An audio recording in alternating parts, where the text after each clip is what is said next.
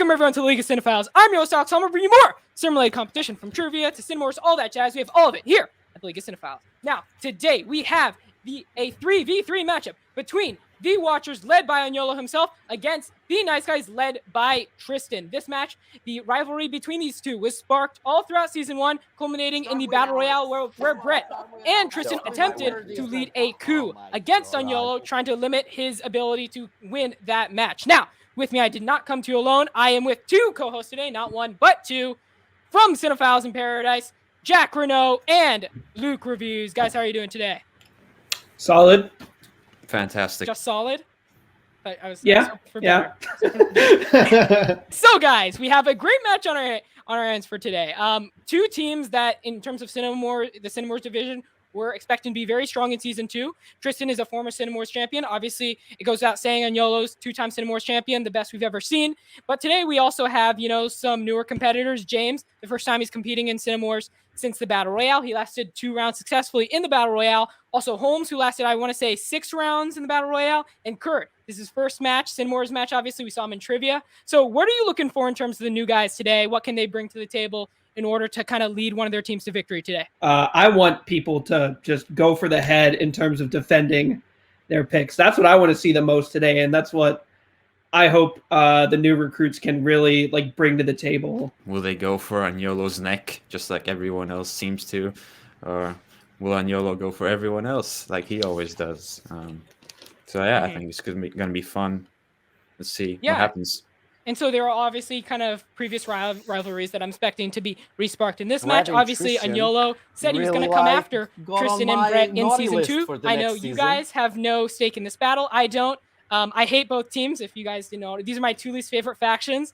I feel like Michael Scott when he sees Toby whenever one of these teams, comes into the arena. Let's get to the teams representing the Watchers, the leader himself, Unyolo, followed by Kurt Morrison and Alex Holmes. How are we doing today?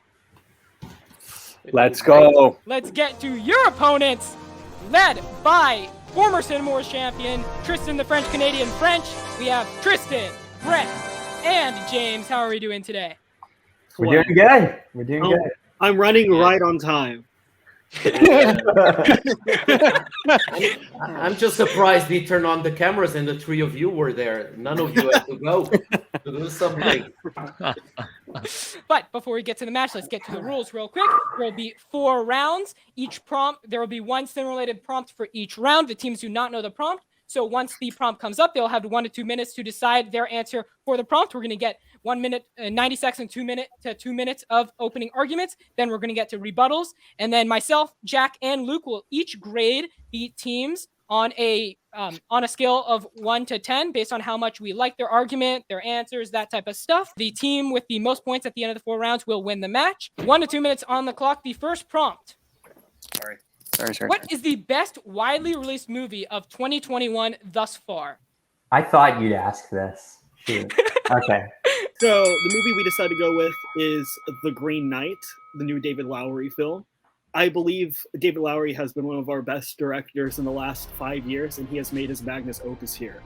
I think this theatrical experience can be in the same vein as films like 2001: A Space Odyssey.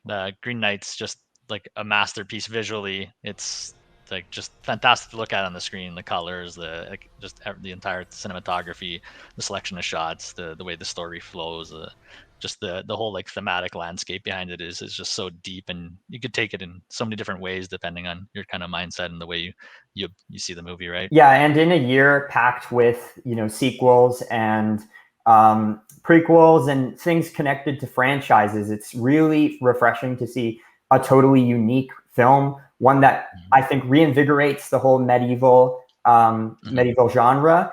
And it's one that people, both cinephiles and mass audiences, are enjoying together. We have decided to select a movie that had both a theatrical and HBO simultaneous release in February of this year, which is Judas and the Black Messiah, directed by Shaka King. To start off, not only was it a multiple Academy Award nominated film, but did bring Daniel Kaluuya home a Best Supporting Actor win for this year. On top of that, I think it was an excellent directorial debut by Shaka King.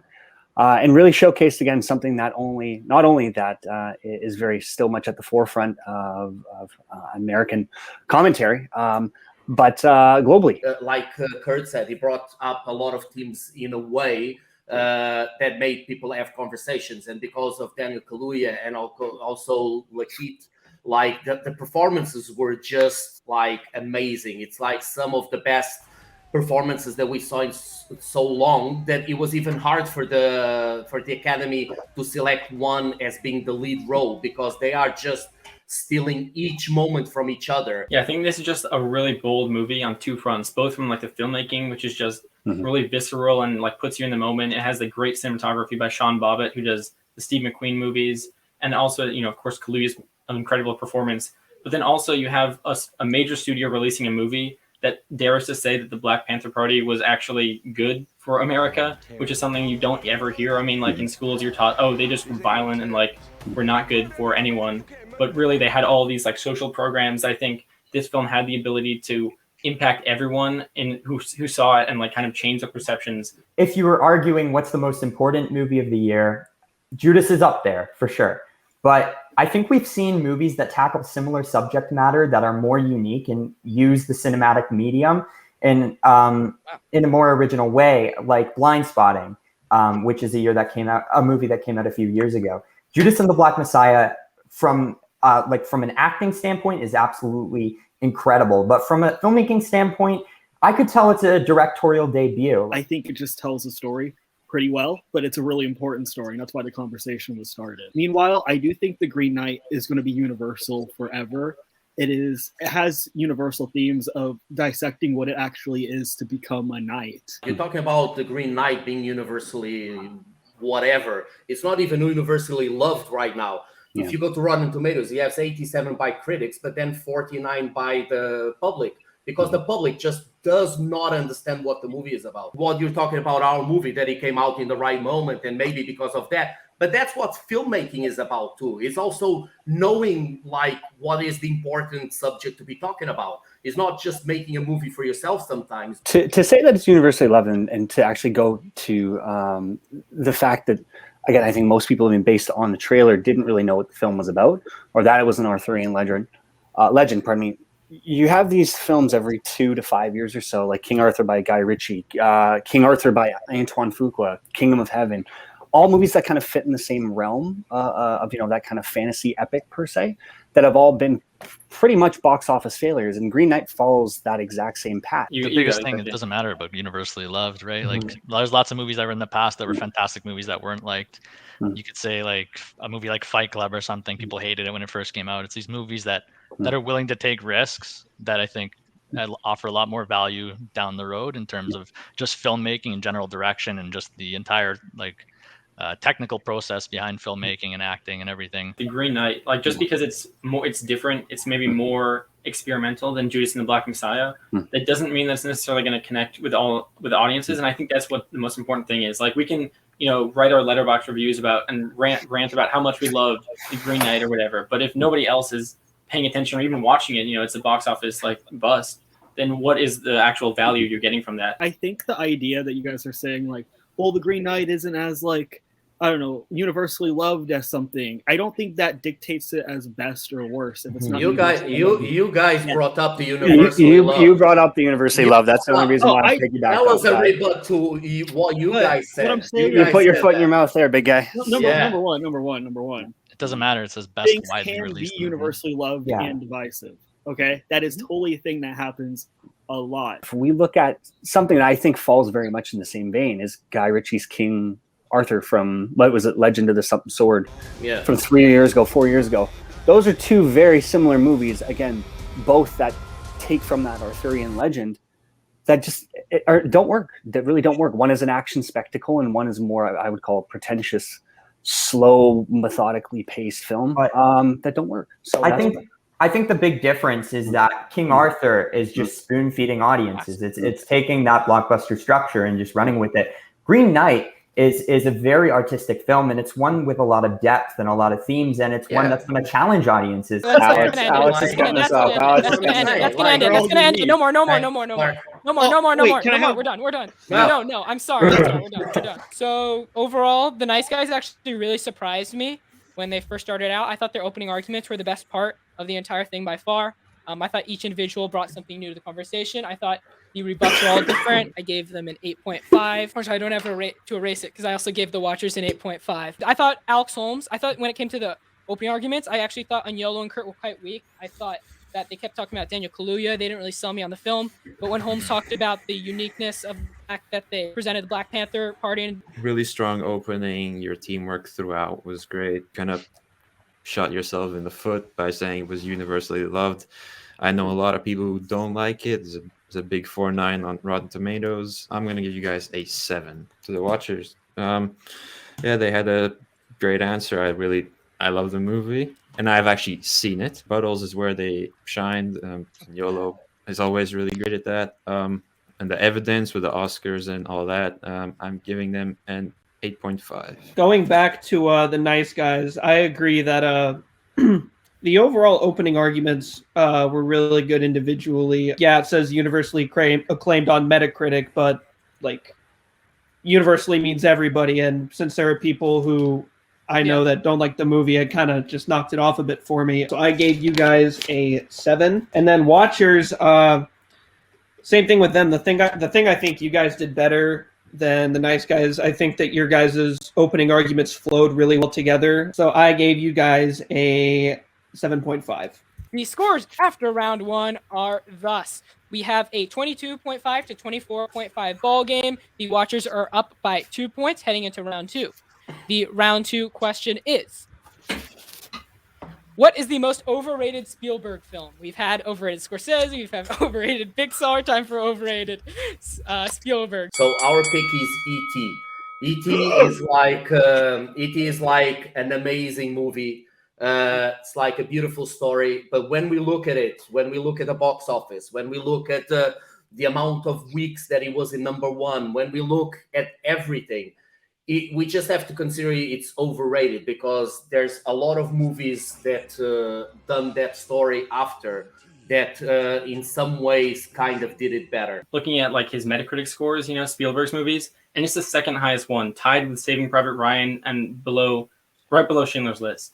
But I mean, it should not be second highest of all of Spielberg's films. I mean, it's a perfectly fine film. I like the film. Exactly. But I just don't think it brings anything special to the table. And to piggyback off of that, if you look at even that little run there that he had with Jaws, Close Encounters, Raiders of the Lost Ark, and then E.T., that's kind of the bastard child that kind of stands out, at least in my eyes, of those 4 movies. Not only from a filmmaking perspective, but it's storytelling. It's very bland. Yes, there's a nostalgic factor, and if you've seen it as a 4 or 5 or 6-year-old, and you come back to watch it, it is pretty overrated. So for our overrated Spielberg movie, we went with Saving Private Ryan. This film he directed that a lot of people love, but it's good. But it's not, number one, it's not nearly as imaginative or as innovative as a lot of the other Spielberg movies in his filmography is. And it is a movie kind of like Up that peaks within the first 30 minutes and it can never reach that far again. I love Saving Private Ryan. It's a great war film.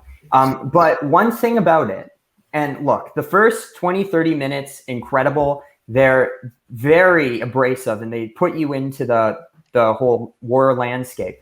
But the thing with Spielberg is he's a very sentimental director. He puts sentimentality into E.T. That's one of the things that makes it so great. It's magical and it really makes you relive your childhood. But he also puts that sentimentality into a World War II film. There are moments in it that do feel cheesy, like the beginning and the end, where like the book ends with the guy going to see the gravestones. That has been done before, time and time again. What the guy that the movie's about? Kurt.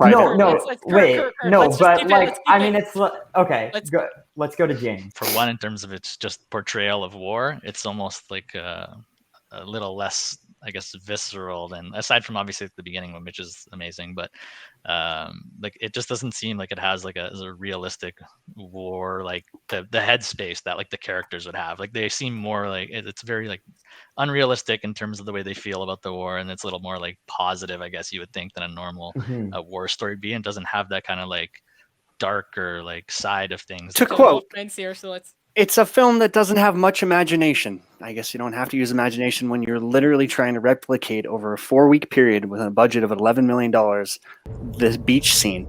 I think it's needless to say that there's no need for something along the lines of imagination in a war film. Saving Private Ryan shows that even in the middle of all that ugliness, there are some parts of humanity that still shine. And I don't know if you guys know this, but maybe do some research. Saving Private Ryan is inspired on a true story. So I'm not even sure if you guys like watched the same movie as me, because I think everything you're saying is like the complete opposite is true. Like Tristan, you're saying that there's sentimentality in it, but part of the reason that Saving Private Ryan is so great is that it goes against all the sentimentality of all the other war movies that are so patriotic and so gung-ho. And like James, you're talking about how it's not visceral enough.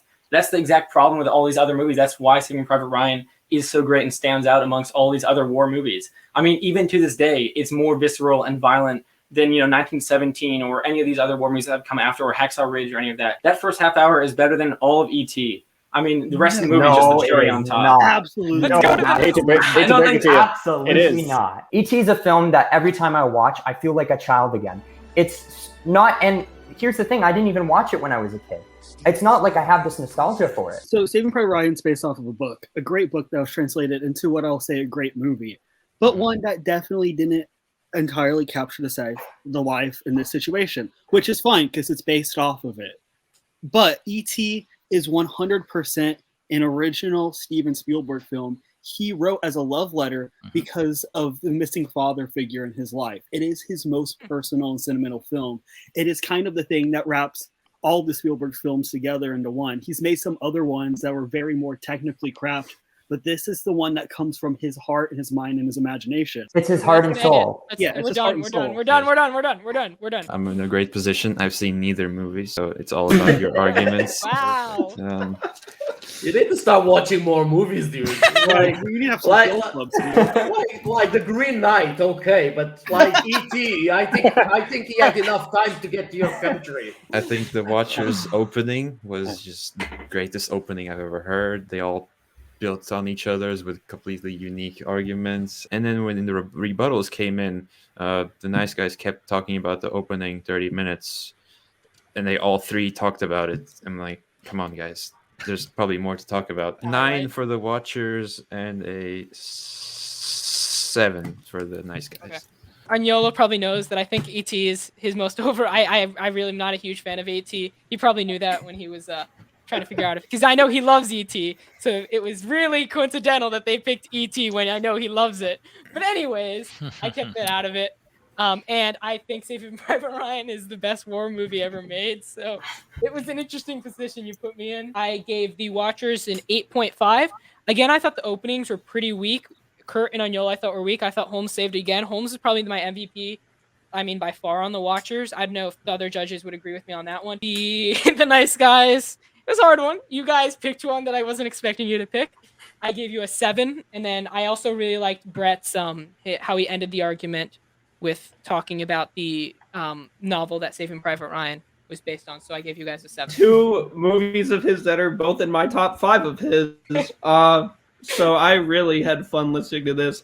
E.T., so The Watchers, that was one of the more safe picks because I know Helmer agrees with you. I agree. Once again, Holmes MVP. So I gave The Watchers an 8.5. Over to the nice guys.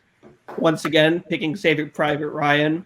Pretty ballsy pick, but I gotta respect it. You guys made some really good arguments. So I gave you guys just an 8. So the score at the moment, we have a 6-point ball game. The Watchers extend their lead by 4 points. The score at the moment is 50.5 for the Watchers and 44.5 for the nice guys heading into the 3rd round out of 4. Which SNL star has transitioned the best to the big screen? Going with the big BM, Bill Murray. And just in terms of the transition to the big screen, since that's what we're actually talking about, made nothing but classics in terms of that initial transition period, going into like, the greatness that is Ghostbusters, and you could say everything else. One of my favorite movies, Groundhog Day. His performances are always on point. One of the best. Bill Murray, or should we say Oscar nominee Bill Murray, which doesn't happen very much when it comes to SNL stars, but he had Lost in Translation. He had a bunch of Wes Anderson films. He worked with Jim Jarmusch. He's worked with some of the best directors of our time, while also taking his comedic chops and doing comedies as well. So he's had not only the most versatile career out of any SNL star, but also the most long and prosperous, because he's still working today. He's still making great films. And we're looking at like SNL alumni. Obviously, a lot of their comedic chops are what carry them through their careers, because that's what they're known for. And so the fact he pretty much like starred in one of the biggest comedies of all time that literally has conventions dedicated to it is enough to be like, yeah, he's definitely transitioned the best. But not only that, like we mentioned, he starts getting into meatier and more dramatic roles. The later he goes on, he ends up being Wes Anderson's second man. Little known fact, everybody. 1984, end of 1984 into 1985, the legendary Mr. Robert Downey Jr. was cast in a newer, we'll call it grouping for SNL. So Robert Downey Jr. is our pick solely because the fact that if we're looking at transitioning from SNL to being on the big screen, there is nobody who has become more of a face to a generation of movie watchers over the last 10 to 15 years than Robert Downey Jr. At the end of 85, he goes on to do Weird Science. He goes on to do, pardon me one second here, Pretty in Pink and Pickup Artist. From there through the 90s, ends up getting nominated for an Oscar in Chaplin. Yeah, and before, like when you were talking about your pick and you're talking about like being this actor and stuff, he has one Oscar nomination. Ours has two, because he was also nominated later on for Tropic Thunder. And the thing is, when we're talking about transition, it's exactly that. This guy can do everything. If you saw Chaplin, he can do the drama, he can do the serious movies, but then he can become like the most well-paid superstar in Hollywood. I think Unyolo just hit the nail on the head. Like when you're talking about transition, like Murray kind of sidestepped. Like, yeah, he's doing movies now, but they're kind of the same shtick he did in SNL. Like it's mostly comedies, and sure, he has the Wes Anderson movies, but outside of that, there aren't too many like non-comedic things that he did, and even those are comedy dramas. But then Robert Downey Jr. completely transitioned. He didn't step up from SNL. Like he still has the comedic chops. He's got Tropic Thunder, like where he's hilarious in that movie, but then also Chaplin and Kiss Kiss Bang Bang and all these great dramas, as well as just the MCU. Like you don't even have to talk about that. Like that's just the biggest thing in the world right now. And while people think of Iron Man when they think of Robert Downey Jr., they also remember his other stuff. You guys are insane. It's not even close. You guys remember the question: which SNL star had transitioned the best to the big screen? Okay, Robert Downey Jr. is a superstar now because of Iron Man, and yes, I agree, Chaplin was good, and he had a few good movies back in the day. But go look at his list right out of SNL and tell me which movie that he was a main character in that actually did well. He was always a side character. Back to School, he's a side character. Natural Born Killers, he was a side character. He was always one of the side characters, and he may have good performance. Let him finish. But he's Okay, not even, seriously, the not even watchers, close can you to stop the at the superstar. interruptions? It's Thank you. let James talk. Not even close to like the superstar. Like Bill Murray instantly was on the map. Like wrote, starred in, like was like the stud right from the beginning. Even the roles he was in, he was a complete standout. Where I don't think Downey Jr. really got into his own until later on, after whatever. Like yeah, Chaplin was good and stuff like that, and he went through like this old drug addiction phase and then came back out of it and came Has back nothing to do with the big better.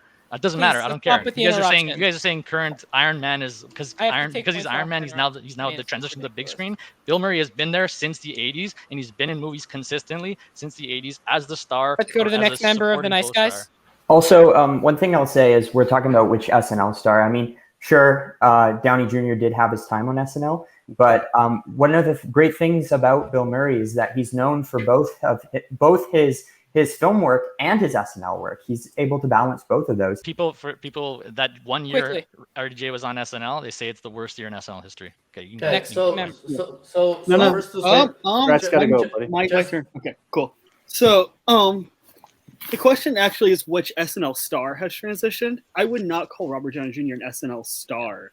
Bill Murray has best of compilations and is well known for his time on SNL. Robert Downey Jr. was on there once again on the worst season of SNL, and people barely even know he was on SNL. Not only that, you're saying that he's known as Tony Stark, but he is known as Tony Stark. Bill Murray is known as Bill Murray. Whenever Ghostbusters came out, it was being sold as Bill Murray. When Iron Man was coming out, it was not being sold as Robert Downey Jr. That was actually a risk because he'd been out of the public space for so long. So we're talking about SNL star.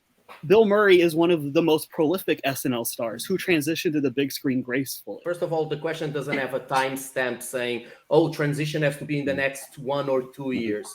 No, transition is the transition. Until he dies, he's building a career, and it's a transition from there. The second thing is, you might not call him a star, but they call him like a star because he was part of the show. It doesn't matter like that he has to be the best one there or whatever. Every time I see a Bill Murray movie, I see Bill Murray on screen. He does not play anyone else. He plays Bill Murray. I mean, yeah, when you're talking about transitioning, that implies a change. I mean, you guys are saying that Bill Murray was just the same person. He just stayed the same the entire time. I don't think that's very much of a transition. Like, RDJ definitely, when he was on SNL, he was very different from now. He's Iron Man.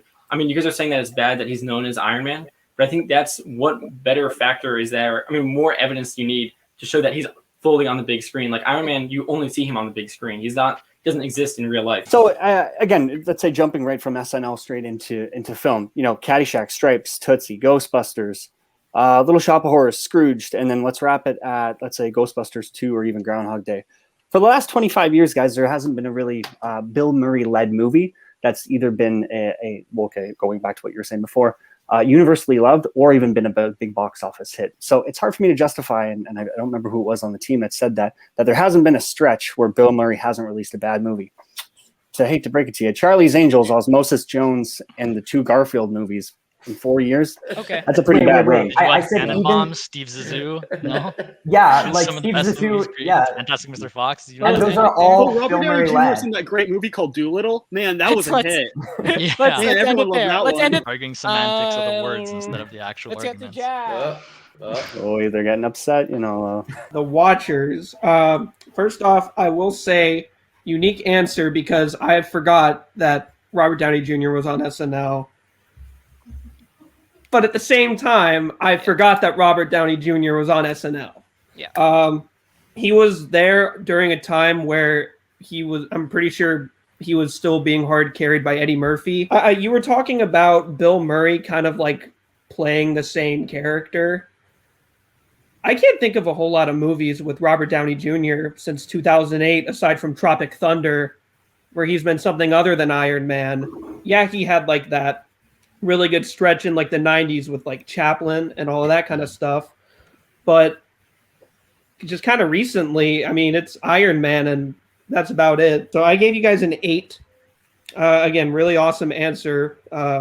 Really unique. But going on to the nice guys, you made a really good point about his versatility with the different kinds of movies he's been in. Overall, I think your guys' arguments were a lot more concise personally, so I gave you guys a 9. First of all, I didn't even know RDJ was on SNL, so that was a surprise to me.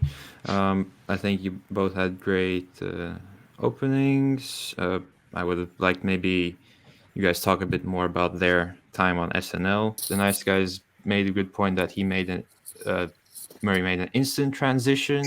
It's not a bad thing that RDJ went longer, but I think it helps that it was instant. I decided to settle with Luke, can you get to the score? Okay, Sorry. 6 point. Sorry. I went with a 6.5 for the Watchers and then 8 for the nice guys. James really came alive in this round. I thought he was by far the MVP. He said exactly what I wanted to say, and that's the fact that RDJ, I felt like it was a very safe answer, an answer that was, I felt like it was kind of a scapegoat answer. Just honestly, I don't consider RDJ an SNL star. He was on one season and like that. I didn't even know he was on SNL, to be quite frank. And when I think it was James who mentioned that he wasn't a star. He was, I mean, technically, if you want, however you want to find the term star, but that season was first of SNL, which I didn't know as well. But the fact that he brought it to my attention, the evidence brought to the table was good, specifically from Kurt on the Watchers. However, I thought Holmes and Unyolo were a bit lacking. I thought that James and Brett's rebuttal as well were especially good. I decided to give, I haven't written it down, but they're in smaller numbers. I gave a 6 for the Watchers and a 9 for the Nice guys. All right, so at the end of round 3, the nice guys come back from a very large deficit. The score, as of right now, the Watchers winning by only 0.5 after being up by, I think it was around 6 points. Going into round 3, it is a 0.5 point ball game going into round 4, the final round of the match. So the prompt is as follows. The latest AFI Top 100 was released in 2008. What film released since then is the most worthy of a spot on the list? All right, so we picked The Social Network, and this is just a masterpiece from David Fincher. I think it would fit really well within the AFI's list. Like, a lot of their movies have some sort of social relevancy, and this one also has that relevancy. And what's most astounding about it is how like kind of prescient it was in predicting the rise of Facebook and the success that Facebook had. And it kind of defined almost a decade, I feel like, of the 2010s in terms of the prominence of social media. And besides that, it's also just an incredible movie. I mean, David Fincher is, many would say it's his best movie, one of the best directors working today. I think it would just, honestly, I feel like I wouldn't be surprised if someone told me it was on the list. I would just be like, oh yeah, it probably is. Yeah, I will go on the screenwriting, because like this is a movie that on paper could very easily be something boring, be something that we saw many times, but like the screenwriting on this movie is just amazing, and it makes like us kind of, we are interesting on this guy that is like one of the richest persons in the world, and we still care that he's like girl that he likes is not accepting his friend request. It's something that is so well built, and that Fincher, it's something that I wasn't expecting from Fincher at the time, does so well, and I just think it's one of the most relevant movies. To quote one of the best working directors today, Mr. Quentin Tarantino, the Social Network, pardon me, is hands down the best movie of the 2010s. I think it goes without saying, pardon me, that it's a movie that obviously is still very relevant today in our social media dominated landscape. But when it comes to how, I guess we can call it well written it was even back then, and starting to understand the manipulation and the inner workings of Facebook itself, it was a very eye-opening, white knuckler, of a film. Can we have 1 second? We're just figuring out. I'm sorry. No, you've had. All right. Your time, so you have to go now. Okay. I think we'll go with the first one because I'm pretty confident in it. If you guys are okay, just nod if you're okay. Yeah. Okay. So, Social Network. Kudos to you guys. That's a great choice. Probably, you can make the argument it's the best movie of the 2010s. You know what? You can make the argument is the best movie of the 21st century. A movie that came out in 2008, Christopher Nolan's The Dark Knight. So here's the thing. AFI, look, they're pretty stingy. Are they going to pick a superhero movie? That's, obviously you can make that argument. But the Oscars, they've embraced superhero movies. Comic book films are now a dominant force in the film industry. You need to recognize that. And I think that the AFI, they have to recognize that. The Dark Knight is a cultural landmark, not only in not only in an auteur sense, but in like a filmmaking stance, but in terms of just defining a generation of cinephiles. Everyone loves this movie. It's a huge deal, and it really changed the game in terms of blockbuster filmmaking. Let's go to Brett or James. The AFI is known to put really big, monumental movies on their list. Even movies that aren't universally loved, like Forrest Gump, it was such a big revelation at the time that they put it in their top 100. The Dark Knight is one of the tentpole movies of the of the 21st century. It broke the record for #1 at the box office the weekend it came out, especially with everything going on with Ledger. But just in 2020, the National Film Registry put it into their Congress for being culturally, historically, and aesthetically significant. So critics are looking at this movie as an auteur piece. It has transcended the comic book genre into a piece of mob movie art. It is definitely one of the most incredible films the comic book films made, especially the fact that it almost doesn't even feel like comic book film. It has all the elements of any major movie that you're looking to get out of, whether it's themes or acting or just the way it's filmed or the settings. It has like literally every technical aspect that anyone would look for, and obviously the fantastic acting and the awards from Ledger, winning that, which is rare for that type of movie. The question is not if The Dark Knight deserves to be there or not. We had to pick one. Like, that's how I read the question. We had to pick one.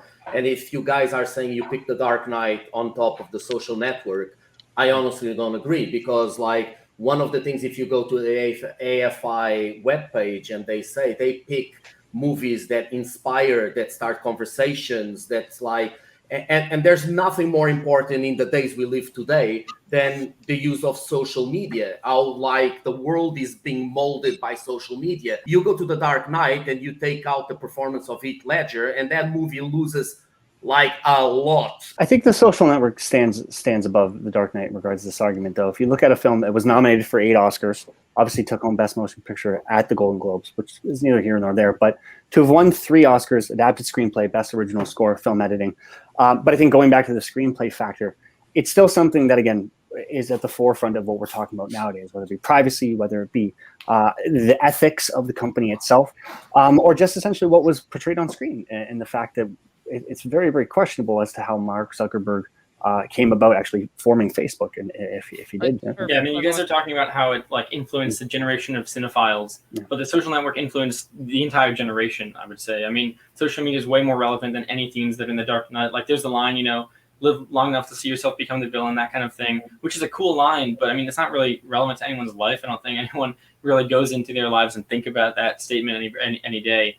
And then also, The Dark Knight is just not as good of a movie as The Social Network. I think it's a little bit less well constructed. The screenplay is not quite as smart. I mean, there's a lot of cliches in there that would be recycled in the rest of the superhero genre. I'm hearing one thing in your argument. It's screenplay. Screenplay is great. Yes, this Social Network has one of the best screenplays of all time.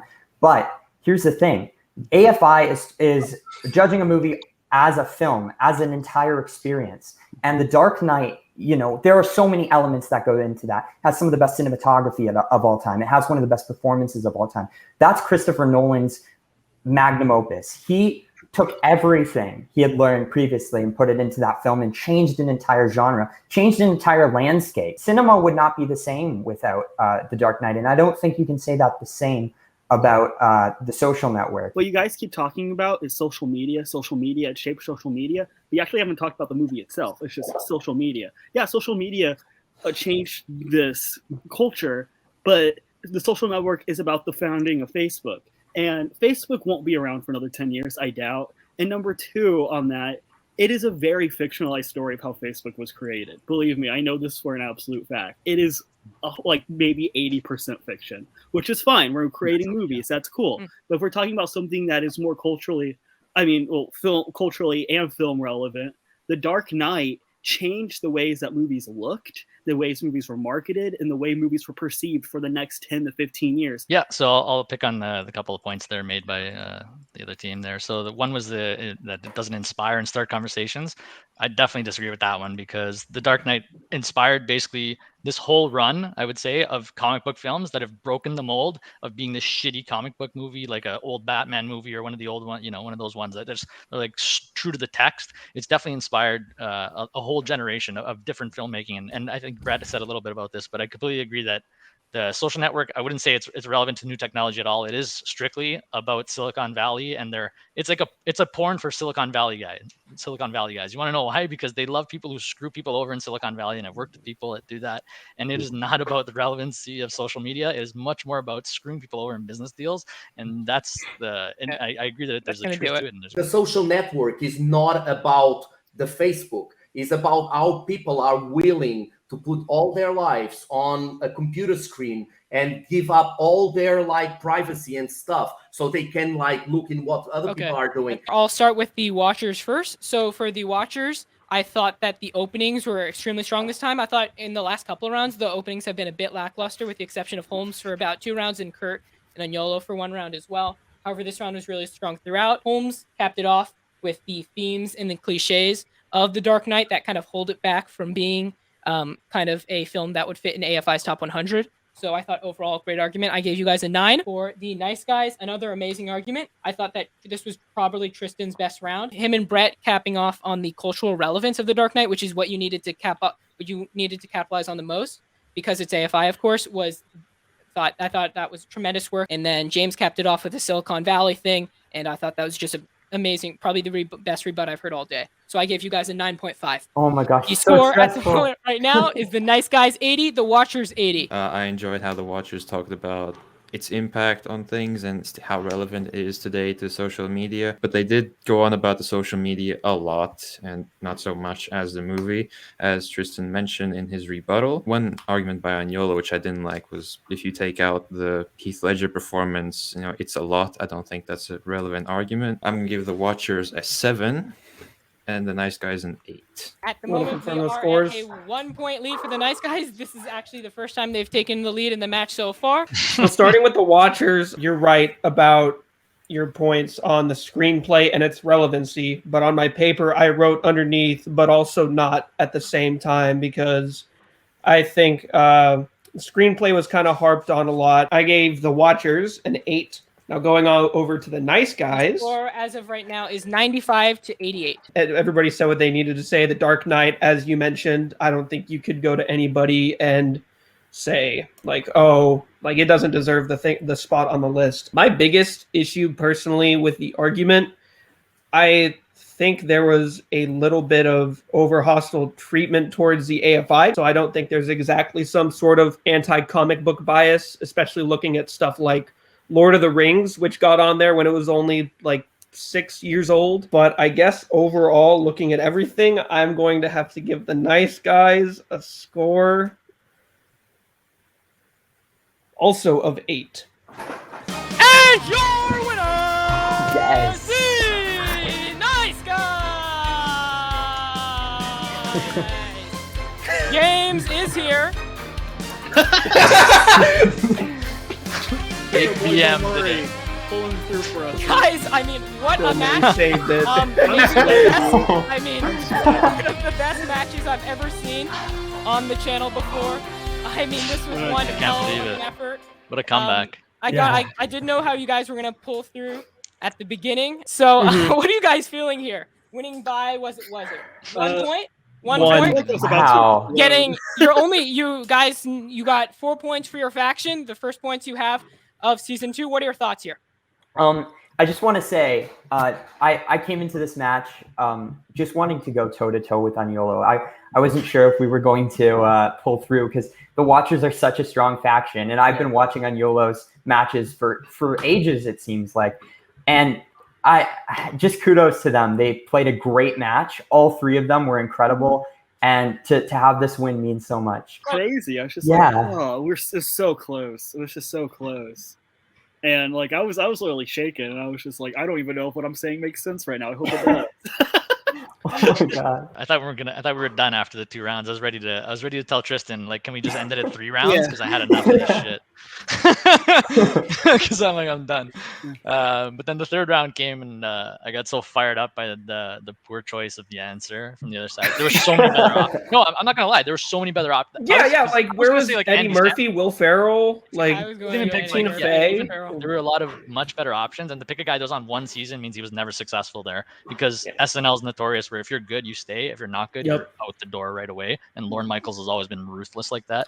And I guess that was a good question for me because I know I have a Ooh, good an comedy SNL. background. James Uh, killed this round. Can we get a shout out to James? Yeah, Yeah, the James. first Cinema Wars match. That was incredible. Got Good. fired up by Yeah. that one. We're the first Oh, team to yeah. ever beat the Watchers, I think, in a Cinema Wars Yes, match. you are. I was about to say that. Actually. You're the There first we faction to ever go. beat them. You beat my team actually last season, so this is the second win you guys have had in terms of 3v3 Cinema Wars matches. I mean, congratulations, guys! Just a big win for you guys. Congratulations. I'll see you on the other side. Yeah. Kudos to you guys. It was an amazing match just to watch. I feel like my co-hosts feel the same way. So, any words? Not, I'll let I'm the very captain take hungry over. right now. not really. Like, what can we say? Like, it is what it is, and we just have to find a strategy. Anyway, I'm not gonna go into that. So, like, just have to say, Tristan, congratulations. Love you guys. I didn't even remember we had like a fight. So, congratulations on you. And like I said, we have to look into our strategies because we're gonna have to find some ways to turn it around. Yeah, they were just really on top of everything. I felt. I mean, except for the Saving Private Ryan thing, which was just pretty funny. But they were always had very strong, like cohesive arguments, and I felt like every round they were bringing something new. Like it wasn't just here's our opening argument, and let's just harp on that. Like I felt like they usually in the rebuttals were like so strong. So I just thought well played by them. And at the end of the day has to be a winner and has to be a loser. So I don't feel. Sometimes there are ties. Oh, okay. Well, never mind then, I guess. Any final thoughts before we depart, gentlemen? See, this is what happens when you throw eliminations out the window. Just guns a-blazing. I don't care how ridiculous my answer is because I'm not getting out. And when you have that in there, these matches turn out to be so fun. And this one did. Wow, we've been here for a while. That is going to do it for this faction matchup. A new addition to the Cinemores kind of lineup for Season 2. The Nice Guys take out the Watchers 96-95 in a thrilling Cinemores matchup. If you haven't already, please like the video, subscribe, hit that bell icon to get notified on all our latest simulated competition. Make sure to follow all the individuals in the match on their respective accounts. The links for those will be down in the description below. Thank you for watching. Ciao.